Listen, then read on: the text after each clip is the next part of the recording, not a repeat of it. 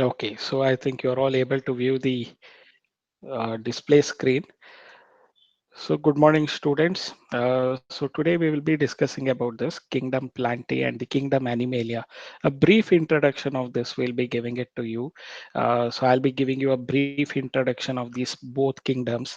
Later on, the detailed description will be discussing in the plant kingdom and animal kingdom separately. So what I'm discussing now is a brief discussion of the fourth kingdom, that is Plantae, and the fifth kingdom, Animalia. So we'll begin with the Plantae kingdom. Again, I'm emphasizing again that in the plant kingdom, we'll be studying in detail, and we'll also be studying the about animals in the animal kingdom in depth. Okay, so now we are just giving you a salient features of Plantae and Animalia.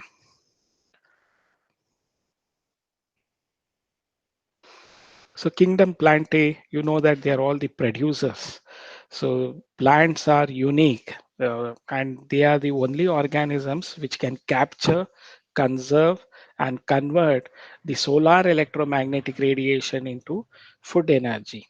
So that is the unique thing that the plants can do. That is because they have chlorophyll pigments in the leaves. So the chlorophyll pigments are able to capture, conserve, and convert the solar electromagnetic radiation into food energy. So without plants, none of the organisms can exist. So producers, plants are considered to be the producers, and they are the base of uh, the ecological pyramid. So producers are the base of the ecological pyramid. You should remember about that. Nearly 2% of the sunlight is absorbed by these plants, and they are this source of energy is utilized to combine carbon dioxide and water to form glucose, that is by the photosynthesis process. If we try to do the same in the lab, so if we are trying to combine carbon dioxide and water, we get it as carbonated water or soda. So we cannot do what the chlorophyll pigments are doing in the leaves. The leaves are the kitchen of the plant where they synthesize food. So plants have the ability to synthesize their own food. Now the animals are dependent on plants as a source of food. Here you have the example of panda, which is feeding on the bamboo leaves. Okay, they are herbivores. So herbivores are plant predators, and there are animal predators also. So herbivores are also called as plant predators, and the carnivores are the animal predators. So we'll be studying about that concept in the population interactions in the second year about the plant predators and animal predators. So from the viewpoint of a plant, a herbivore is a predator. Okay, so the plants, you can understand about the green leaves which have the chlorophyll pigments, and they are able to undergo photosynthesis. So they also liberate oxygen during this process. So plants are very important from the viewpoint of ecosystem. Without plants, there are no primary consumers or secondary consumers. So some of the salient features of this plant kingdom or kingdom Plantae is all those organisms which are eukaryotic, they have chlorophyll, and their cell wall is made up of cellulose. They are all placed under plant kingdom. I've already told you the Linnaeus system of two kingdom classification. He had placed fungi under this Plantae, but later it was removed and it was placed under this kingdom Plantae. The reason being, the fungi has a cell wall made up of chitin, and they have the reserve food material which is made up of glycogen. And fungi, so they are heterotrophic organisms. They do not have chloroplasts. So all these made them to be unique and different from plants, and that is the reason that Robert Whittaker has placed them under a separate kingdom, fungi or mycota. So they have been separated and placed under the kingdom fungi. Okay, so any organism which has eukaryotic chlorophyll containing organism with cellulosic cell wall, they are placed under plant kingdom. So they are autotrophs. They can synthesize their own food because of this photosynthesis, which is brought about by chlorophyll, and their cell wall is made up of cellulose.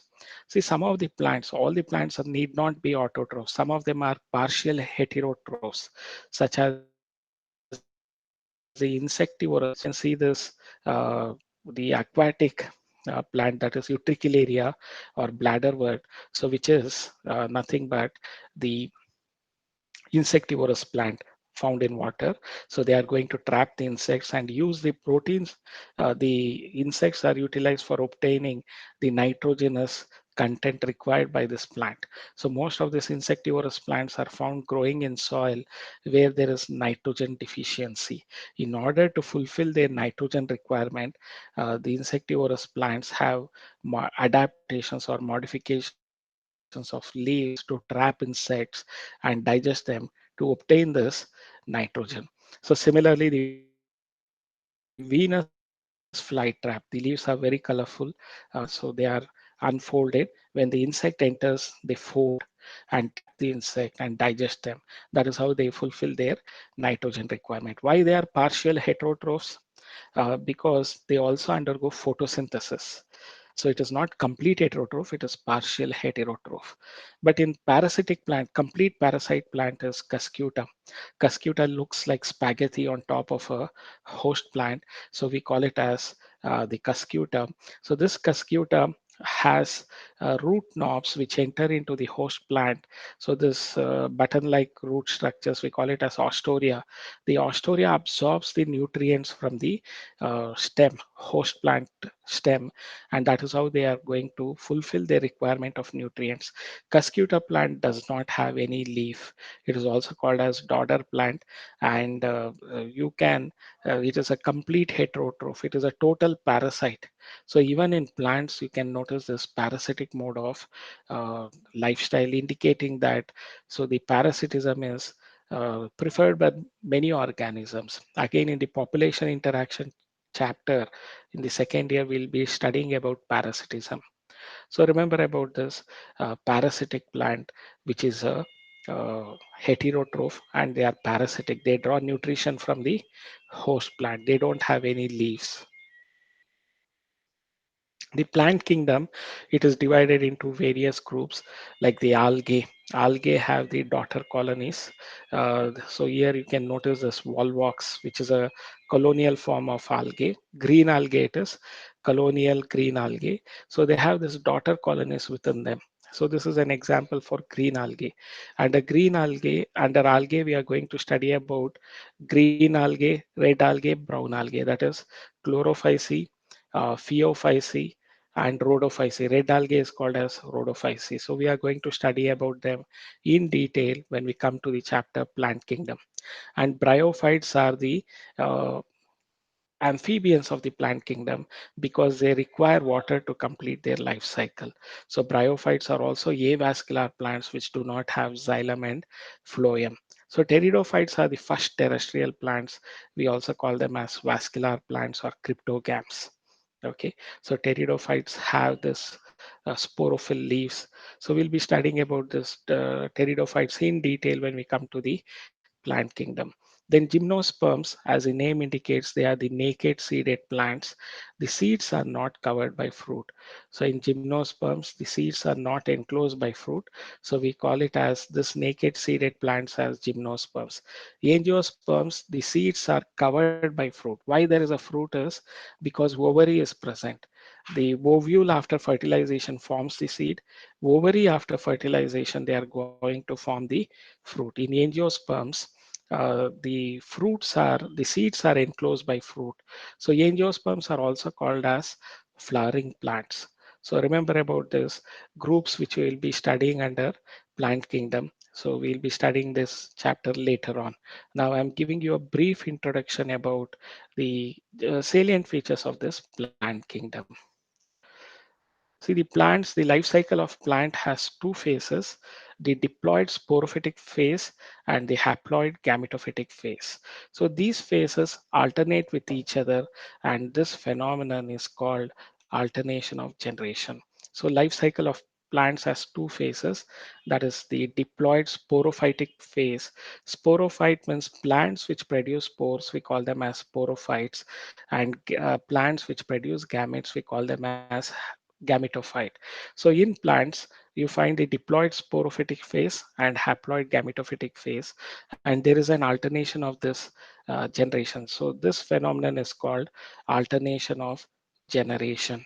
So you can see in the simple cycle wherein from the zygote will take into the zygote is diploid.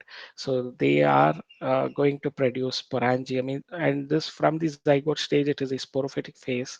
They produce a sporangium, and within this sporangium, they undergo meiosis. So when they undergo meiosis, haploid spores are produced.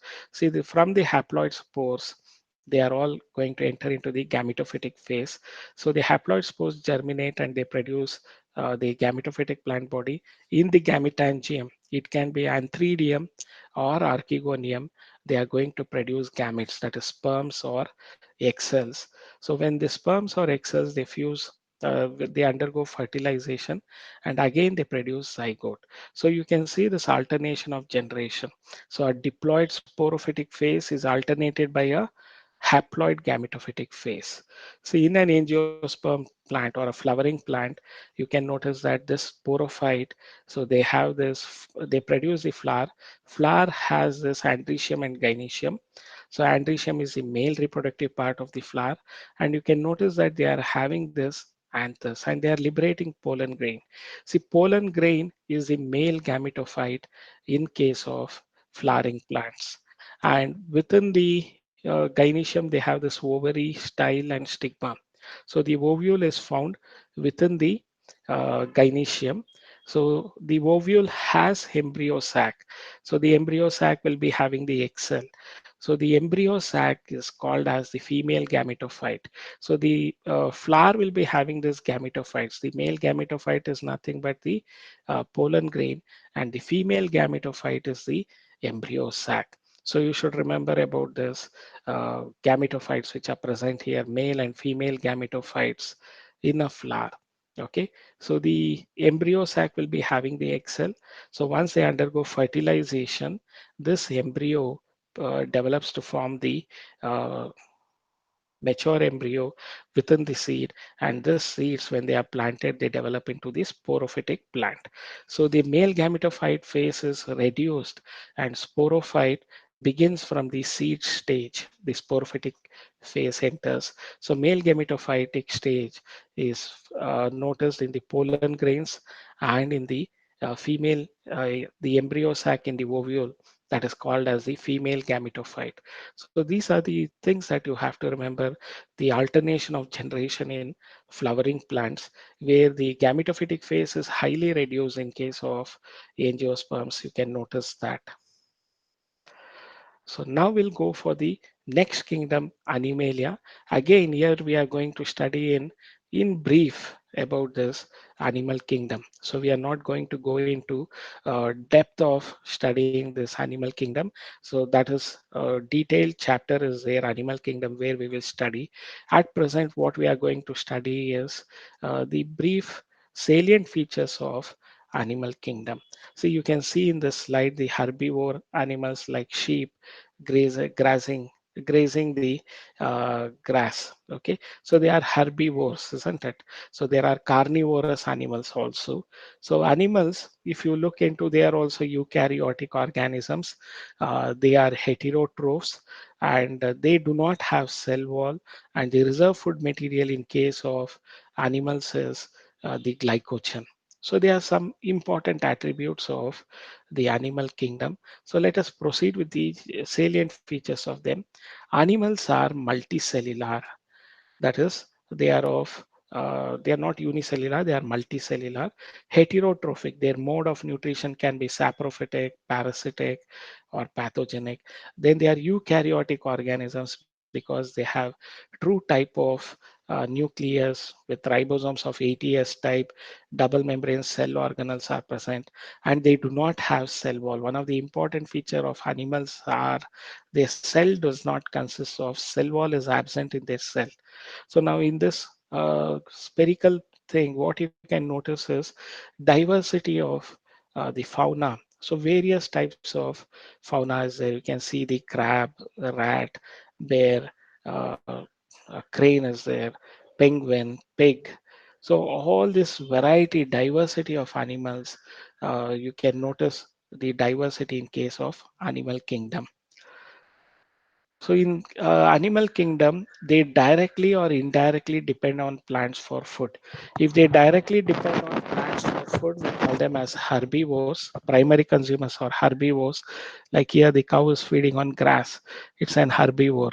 The panda is feeding on grass, it's an herbivore. If they are indirectly depending on plants for food, that is the animals which feed on herbivores or which predate on herbivores, then we call them as the carnivores. They are indirectly dependent on plants for food. Now the animals, they digest their food in an internal cavity and they store reserve food as glycogen or fat. In plants, the reserve food material was stored as starch. In animals, they are stored as glycogen or fat. So the food is digested in an internal cavity, and the store food reserves, the reserve food material in animals is stored as glycogen or fat. So the digestion is within the internal cavity or alimentary canal. Now, in case of animals, the mode of nutrition is holozoic. They swallow or they ingest the food. So their mode of nutrition in case of animals is by ingestion of food. That is what we call it as holozoic. Holozoic means ingestion of food. So they eat the food, they consume the food. So they swallow the food. Their mode of nutrition in animal is holozoic or by ingestion of food. Animals have a definite growth pattern and they grow into adults that have a definite shape and size. It is predictable. So animals have a definite growth pattern and they grow into adults and have definite shape and size. The higher forms of animals, they show sensory and neuromotor mechanism. See, the head region is cephalization. From phylum Annelida, we notice this cephalization where the anterior segments are fused. The sensory organs are concentrated in the head region and the brain is also located in the head region. So head is very, very important. So you should take proper care of it, especially when you're traveling on a bike. Wear helmets because the most important part of your body is the head region where all the sensory organs are present with the central nervous system, that is the brain. See, we have eyes, ears, nose, tongue, a part of skin. Most of the sense organs are located in the uh, head region with central nervous system. So the higher forms of animals, they show sensory and neuromotor mechanism. Okay, that is, see, you can see here the hearing, sight, smell, touch, taste, as well as the brain. It is concentrated in this head region. So high level of cephalization you notice in higher animals. So they are very important part of their body, the animal kingdom. So they have higher form of sensory and neuromotor mechanism which are located in the head region. See, most of the animals, they are capable of locomotion. Locomotion can be bipedal, like in human beings, bipedal gait, or it can be galloping, running, swimming. So there are different types of locomotions where they are physically moving from one place to another place. So this locomotion is noticed in animals. The sexual reproduction in animals is by copulation. Copulation is nothing but sexual intercourse or mating. So the sexual reproduction is by copulation or sexual intercourse or mating of male and female, which is after this mating. So the male and female gametes are going to fuse to form they undergo fertilization to form the zygote. Zygote develops to form the embryo. Embryo develops to form the adult organism. So the male and female copulation of male and female is followed by embryological development of this fertilized egg or zygote. So embryological development of the fertilized egg or zygote. So the animals may lay eggs or give birth to young ones. If they lay eggs, we call them as oviparous. If they give birth to young ones, we call them as viviparous. Okay, that is about the animal kingdom. So now we'll go to the next topic, very interesting topic under this biological classification. So we have not included it under any kingdom, even though sometimes we include the viruses, viroids, and prions under Monera. See, viruses, they are submicroscopic particles. They are ultra microscopic particles. They are much more smaller than mycoplasma. They can pass through bacterial filters. Okay, so that is the nature of it. So viruses are acellular. They do not have a cell structure. Okay, according to cell theory, we say that the basic structural and functional unit of organism is cell. But in case of virus, they don't have any cellular structure. You can't find a cell membrane, cell wall, cytoplasm, nucleus. Nothing of this nature is noticed in viruses. They are made up of only two chemicals. So viruses are called as submicroscopic or ultra microscopic nucleoproteinaceous obligate parasites. That is how we define the viruses. Viruses are compulsory parasites or pathogen.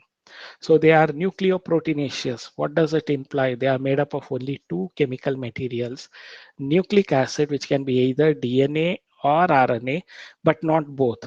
So the genetic material in viruses can be either DNA or RNA, but not both. Okay. And they are made of proteins. That is the reason viruses, we call it as ultra microscopic uh, nucleoproteinaceous obligate parasites, that is compulsory parasite or pathogen. See, today we are having an online class. What is the reason for that? It is because of the havoc that the coronavirus has caused, isn't it? See, it is just a very, very ultra microscopic, not even visible through a electron microscope. They are made up of only two chemicals, the proteins and the genetic material. And today the entire world, the entire economy has been shattered by one pathogen, that is the viruses. Okay, so they are why is it creating so much of fear is they spread very fastly. The transmission is through air. It is through the what do you call it as through contact, through air. So that because of the severity in transmission of this coronavirus, so we have this lockdown, seal down, everything, isn't it? See, a simple virus, it can cause such a havoc. So what we are noticing this pandemic at present, it is not that it is happening only at present. Earlier days also they had this pandemics like they had cholera, plague, where they used to kill villages together. The people were dead and no one to bury them also. That sort of havoc they created. Smallpox was also a epidemic disease. Okay, so they were such a havoc they created. And but fortunately for us, for nearly 60 to 70 years, we did not have any such cases of epidemics because we had developed vaccines to overcome them. Okay, now also our liberation from this coronavirus is only if they develop a vaccine or medication to suppress this coronavirus. So that is how the viruses, even though they are very, very ultra microscopic, they can be seen only through electron microscope. When I say they are submicroscopic in structure, it implies that they can be seen only through electron microscope. Okay, so that is about viruses. So viruses are sometimes placed under the kingdom Monera, viruses, viroids, and prions. What are viroids then? See, the viroids are infectious nucleic acid. See, they are infectious nucleic acid. So it is only genetic material. They don't even have protein. Only genetic material is there. There is a particular disease, potato spindle tuber disease, PSTD. We call it as potato spindle tuber disease, PSTD. This is caused by a viroid, potato spindle tuber viroid, which is just a genetic material. Okay, so the genetic material is RNA. So they are just a genetic material. Now, infectious proteins, only proteins also cause disease. This infectious proteins, we call it as prions. So the proteins which causes infectious proteins which causes disease, we call it as prions. See the scrapie disease in sheep, wherein the sheep they are going to rub. their fleas on the boulders. So the fleas is lost because they feel this itching sensation. They are going to rub their fleas onto the boulders. So that is because of this infectious prions, that is their proteins. That is nothing but prions. Infectious proteins are called as prions. And this prions also cause BSE, that is bovine spongiform encephalitis. So in European countries where beef consumption is more, so they are most of the European countries do not uh, import the beef from Britain. The reason is Britain has many cases of this mad cow disease. This mad cow disease is caused by this infectious protein, that is prions, uh, BSE, bovine spongiform encephalitis. It causes that mad cow disease. Okay, so such infected meat, if healthy people consume, they also are prone to suffer from Creutzfeldt-Jakob disease, so which is analogous to that of mad cow disease in human beings. Okay, then lichens we are also going to study. Lichens are the symbiotic association. Already I've given you a brief introduction.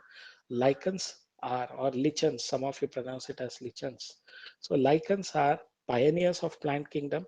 See, on a barren rock, on a mountain where there is no vegetation, you find paint droplets like these paint droplets like are lichens. They are the pioneers of plant succession. So we'll be studying about plant succession on a barren rock next academic year.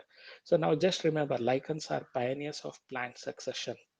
Lichens are made up of two components, algae and fungi. The algal component, we call it as phycobiont. The fungal component, we call it as mycobiont. They coexist together. They mutually coexist together in case of lichens. So these are all the organisms that we are going to study in today's class. Okay. So viruses, viroids, prions, and lichens, they are not mentioned in the five kingdom classification. So viruses, viroids, and prions are non-cellular and they are not completely living organism. So that's the reason viruses are considered to be a connecting link between living and non-living things. So they are not included in the classification system. Viruses, viroids, and prions, they are non-cellular, they are not truly living, so they are not included in the classification of five kingdom classification. Now, viruses are considered to be a connecting link between living and non-living things. Why do we consider it to be a connecting link? Okay, so what are the factors that makes them to be considered to be living things? Can some of you tell me why viruses we can call them as living things? What factors are there for a living thing? Anyone? Sir, Yes, sir, they multiply rapidly, but inside a host cell. very good. So they multiply rapidly within the host cell. So the viruses, they multiply rapidly within the host cell. So that is a living property. Yes, other properties. See, they can undergo mutation since they have genetic material. They have genetic material that is also a living property. They can undergo mutations. So that is also a living property. So they undergo reproduction within the host cell. So these are all the living properties. Non-living properties, they are acellular. They do not have a cellular organization. That is a non-living property. Then they can be crystallized and stored as chemicals in lab. So they can be crystallized and stored as chemicals in lab. Okay. So they do not show any metabolic activities outside the host cell. So these are all the non-living properties. The living properties are they can undergo mutation within the host cell. They undergo reproduction. They have genetic material. These are all the living properties. Non-living properties are they are acellular. Uh, they can be crystallized and stored as chemicals. Third part of it, they are uh, inactive outside the host cell. So these are the non-living properties. So keeping this things in mind. So viruses are considered to be a connecting link between living and non-living things. So you already know that why viruses, viroids, prions, they are not included in five kingdom classification because they are viruses, viroids, and prions are non-cellular and they are not completely living organism. So they are considered to be, they are not included in the five kingdom classification. So you can see the viruses, different structures are there, the spherical structure. Then you can notice the tadpole shaped structure in a bacteriophage. A virus which infects bacteria, we call it as bacteriophage. A virus, if it infects blue-green algae, we call it as cyanophage. A virus which infects the animals, zoophages. A virus which infects plants, we call it as phytophages. Okay, so the virus here it is tadpole shaped with a head, neck, tail region, and tail fibers. So you notice this in the bacteriophage, which is tadpole shaped structure. Viroid particles, only the genetic material, the RNA you can notice here. So it is almost spindle shaped. So this genetic material, viroid particle, it has caused this potato spindle tuber disease is caused by this potato spindle tuber viroid. Okay, prions, they are just infectious proteins.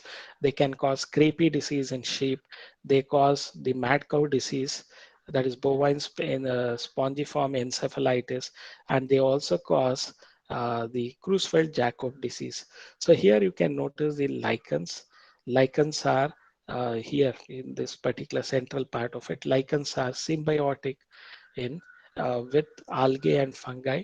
So they have two components in lichens and they coexist together. Okay. Now, when we study about viruses, so the viruses have an inert crystalline structure outside the living cell. Viruses, they have an inert crystalline structure outside the living cell. So we call it as the protein coat, we call it as capsid. The individual units, we call them as capsomeres. Okay, so the viruses have an inert crystalline structure outside the living cell.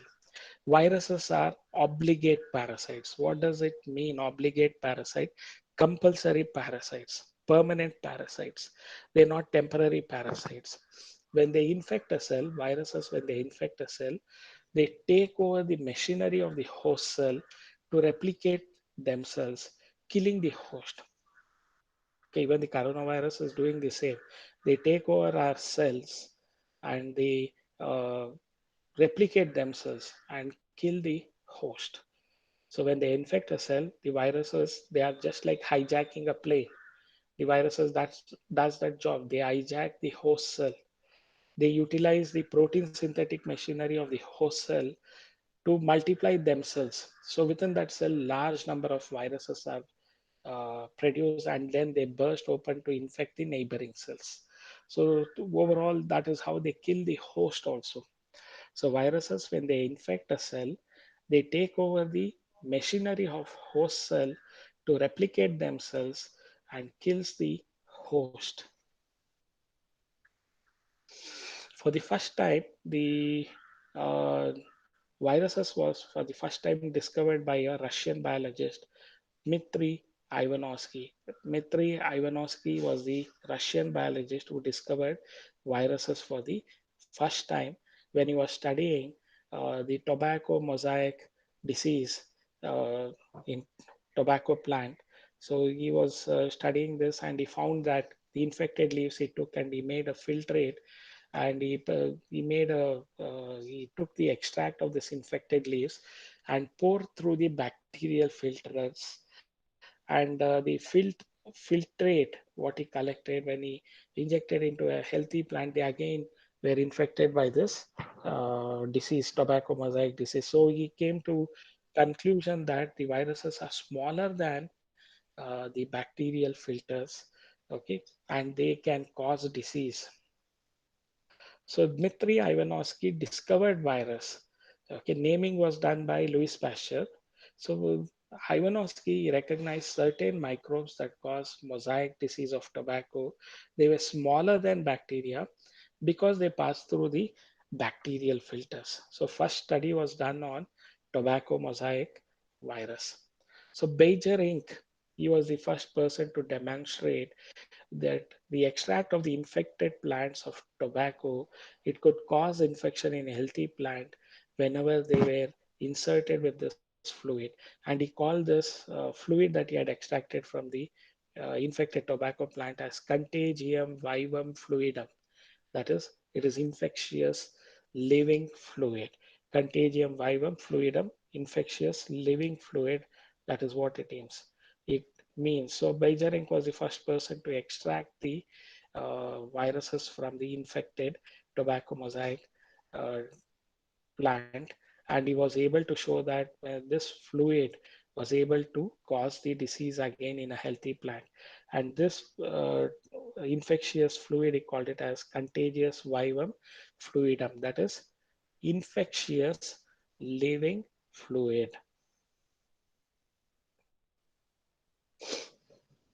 So Stanley was the scientist who, for the first time, showed that viruses could be crystallized and stored as crystals in labs. So he, for the first time, viruses he crystallized them, and this crystal consists majorly of proteins, and you can store them in lab. That is what Stanley's work proved. So for the first time, crystallization of viruses was done by Stanley, W.M. Stanley. So, what is a virus? A virus is a nucleoproteinaceous uh, organisms that has protein code. So, protein code, which is called as capsid, and genetic material, either RNA or DNA, but not both. No viruses does not contain both RNA and DNA, and the genetic material is infectious. Okay.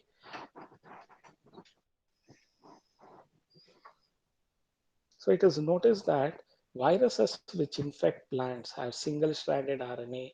Viruses that infect animals have either single or double stranded RNA or double stranded DNA. So viruses that infect plants have single stranded RNA, whereas viruses that infect animals, they have double stranded RNA or double stranded DNA. Bacteriophages are the viruses that infect bacteria. We call it as bacteriophages. They usually have double-stranded DNA. So here you have this tobacco mosaic virus, which is a plant virus, phytophage, and you can notice here the single-stranded RNA. Okay, and the protein coat we call it as capsid. Each and every individual unit we call them as capsomere. Okay, then there are other viruses which causes disease. So they have just given the in the second slide. So hepatitis C virus which causes jaundice and affects the liver. That is also a virus, hepatitis C virus.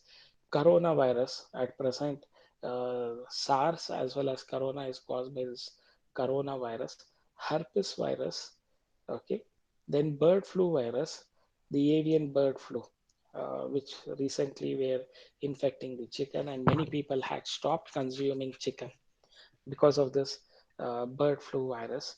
Then there is smallpox virus, which also created havoc when there was no vaccination for smallpox virus earlier. Okay, influenza virus. This is how the influenza virus looks. This is a bacteriophage virus, which is tadpole shaped. They have a head region, a neck region, sheathing tail, and tail fibers. So this is in bacterial viruses. You can notice they have the genetic material is double-stranded DNA. In animals, they can be single-stranded or double-stranded RNA or double-stranded DNA, the genetic material. So this is the diagram that they have given in your textbook. So the first diagram is the tobacco mosaic virus, where they have a single stranded RNA and the protein coat is called as capsid. Each and every unit, there are nearly 200 units of them. Each and every unit, we call them as capsomeres. In case of bacteriophage, they have this tadpole shaped structure. They have this head region and there is a collar and collar region or neck region is there. So this tail is sheathing tail they have, and this is the peg which has six pegs, the hexagonal plate, tail plate, and you can notice this tail fibers. So this is the ultrastructure of tobacco mosaic virus and bacteriophage.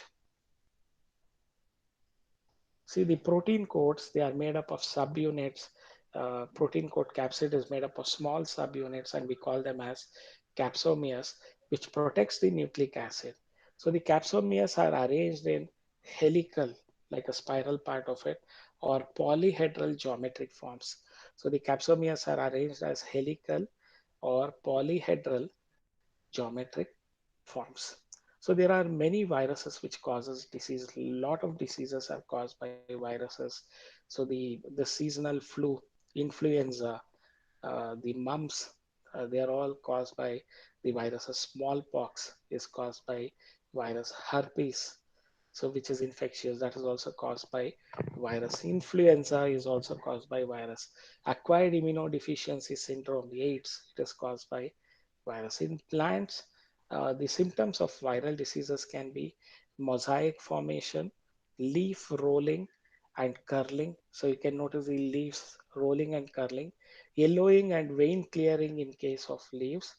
Dwarfing and stunted growth is also some of the symptoms of uh, viral diseases in plants.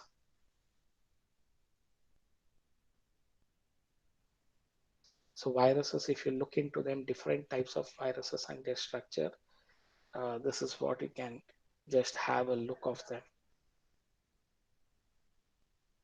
So we'll discuss about viroids in the next class. So do you have any doubts regarding what we have spoken about? Okay, I think we have time for the viroids and prions. We'll see if we can complete it today, and we'll also have a revision the next session. See, the viroids, they were for the first time discovered by the scientist Thibaut Diner.